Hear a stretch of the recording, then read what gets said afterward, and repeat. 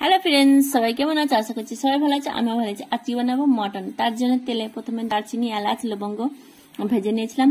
ওই তেলের মধ্যে দিয়ে দিচ্ছি পেঁয়াজ। পেঁয়াজগুলোকে ভালো করে ভাজা হয়ে গেলে দিয়ে দেবো আদা, রসুন, লঙ্কা, জিরে, ধনের পেস্টটা দিয়ে দেওয়ার পর এখানে দিয়ে দিলাম নুন, হলুদ, লঙ্কা গুঁড়ো, গোলমরিচ গুঁড়ো আর জিরে গুঁড়ো। মশলাটা ভালো করে কষে নেব।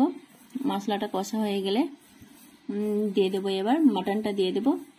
মটনটা দিয়ে ভালো করে নেড়ে চিড়ে ভালো করে কষে নেব। ভালো করে কষা হয়ে গেলে এর মধ্যে দিয়ে দেব অল্প পরিমাণে জল,